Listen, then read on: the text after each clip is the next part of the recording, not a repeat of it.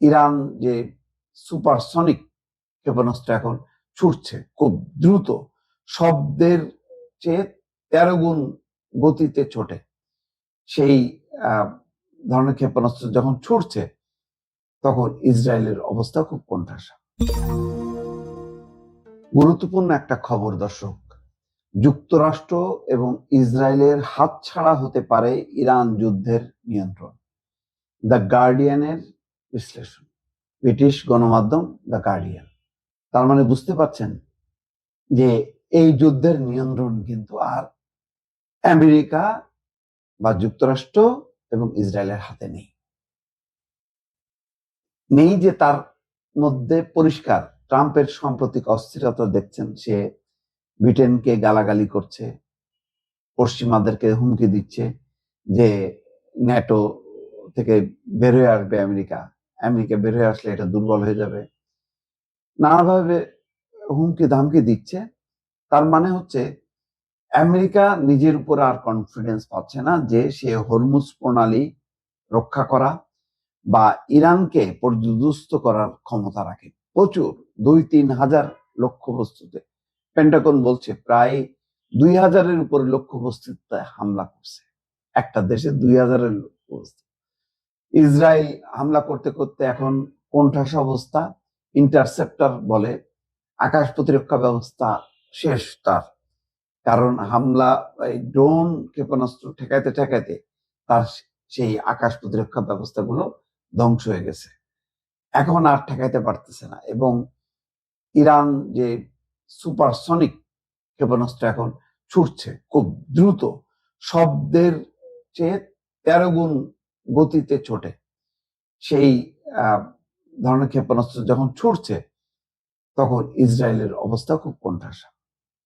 তো গার্ডিয়ান বলছে যে হরমুজ প্রণালীতে ইরানের অবরোধ বিশ্ব অর্থনীতিকে স্তম্ভিত করে দিলেও দেশটিতে ক্ষমতা পট পরিবর্তনের খুব একটা লক্ষণ নেই।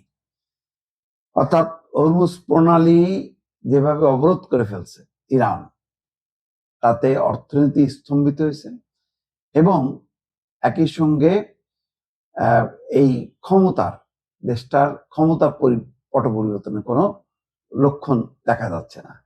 মধ্যপ্রাচ্যে নতুন এই যুদ্ধ শুরুর প্রথম দিনগুলিতে এই লড়াইয়ের নিয়ন্ত্রণ যুক্তরাষ্ট্র এবং ইসরায়েলের হাতে ছিল। তখন মুহুর্মুহু হামলা উড়াই দিল সর্বোচ্চ ধর্মীয় নেতাকে। তারপরে এমন অবস্থা, মানে প্রথম 2-3 দিন তো একেবারে কোণঠাসা ইরান, তারপরে ইরান আস্তে আস্তে ঘুরে দাঁড়াচ্ছে।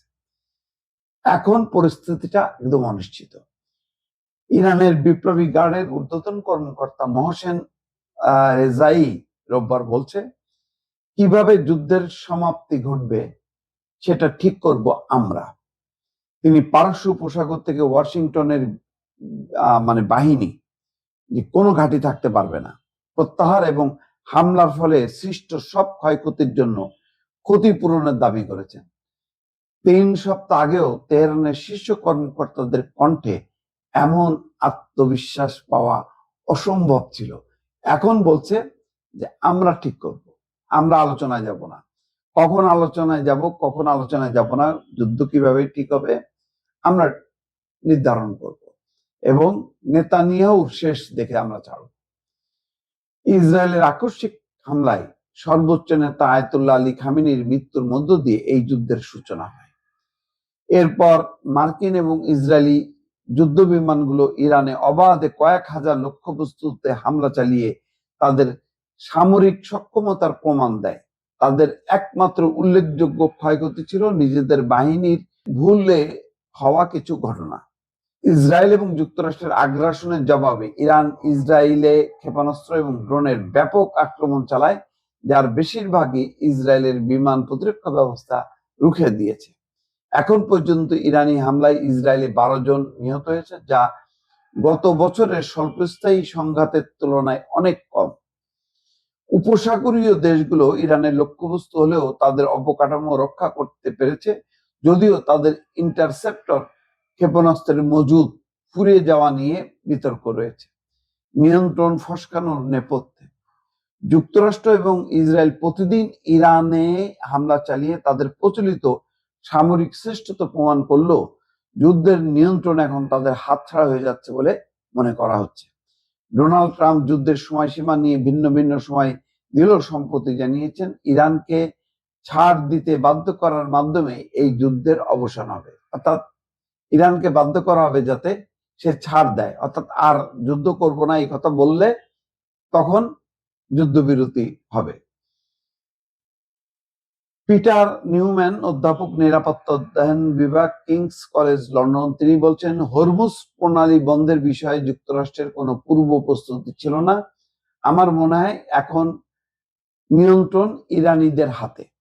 তবে অনেক বিশ্লেষক মনে করেন যুক্তরাষ্ট্র নিজেই নিজের অজান্তেই তার পরিকল্পনার চেয়ে অনেক দীর্ঘস্থায়ী যুদ্ধে আটকা পড়েছে, অর্থাৎ যেটা সে চায়নি সেই জালে সে আটকা পড়ে গেছে। সবচেয়ে বড় পরিবর্তনটি এসেছে হরমুজ প্রণালী বন্ধ হওয়ার মাধ্যমে, যে পথ দিয়ে বিশ্বের 1/5 তেল এবং গ্যাস রপ্তানি হয়ে থাকে। এটি বিশ্ব অর্থনীতিতে বড় ধরনের ধাক্কা দিয়েছে এবং তেলের দাম আকাশচুম্বী করেছে। ফলে এখন মার্কিন প্রেসিডেন্ট এই যুদ্ধ দ্রুত শেষ করতে আভ্যন্তরীণ এবং আন্তর্জাতিক চাপের মুখে পড়েছে। সব মিলিয়ে ইঙ্গিত পাওয়া যাচ্ছে হরমুজ প্রণালী খুলে দেওয়ার সিদ্ধান্ত শেষ পর্যন্ত তেহরানকেই নিতে হবে। ইসরায়েল এবং যুক্তরাষ্ট্র ইরানে যে শাসন ব্যবস্থার পরিবর্তন আশা করেছিল তার কোনো লক্ষণ বর্তমানে নেই। জেরুজালেমের হিব্রু ইউনিভার্সিটির সামরিক ইতিহাসের অধ্যাপক ড্যানি ওরবাক অবশ্য মনে করেন এখনো ইসরায়েল এবং যুক্তরাষ্ট্রই যুদ্ধের গতিপথ নিয়ন্ত্রণ করছে। তার মধ্যে ইরানের ক্ষেপণাস্ত্র উৎক্ষেপণ ব্যবস্থা শেষ হয়ে আসায় তেহরান বাধ্য হয়ে যুদ্ধ ছড়িয়ে দিচ্ছে, তাতে এটি কোনোভাবে থামানো যায়। মানে মোট কথা এখন সব মিলায় যে পরিস্থিতি এখন এসে দাঁড়াইছে তাতে আভ্যন্তরীণভাবে তেহরানের শাসন ব্যবস্থা জনগণ বিদ্রোহের মাধ্যমে পরিবর্তন করবে না, যেটাই ছিল মূল প্রত্যাশা আমেরিকা এবং ইসরায়েলের, যে তারা হামলা শুরু করলে ভেতর থেকে আভ্যন্তরীণভাবে জনগণ বিদ্রোহ করবে এবং ইরানের শাসকদের পরিবর্তন হবে বা পতন ঘটবে। কিন্তু সেটা ঘটেনি, না ঘটায় বরং ইরানের জনগণ এখন ঐক্যবদ্ধ হয়েছে। আর ইরান যাতে পরাজিত না হয় সেই জন্য সামরিক যোগান বা অন্যান্য সমস্ত সাপোর্ট এখন দিচ্ছে কিন্তু রাশিয়া এবং চীন যৌথভাবে। ফলে এখন ইরান অনেক বেশি আত্মবিশ্বাসী হয়ে যুদ্ধ করছে। এই কারণেই বলা হচ্ছে যে যুদ্ধের নিয়ন্ত্রণ যুক্তরাষ্ট্র এবং ইসরায়েলের হাতছাড়া হয়ে গেছে। দর্শক।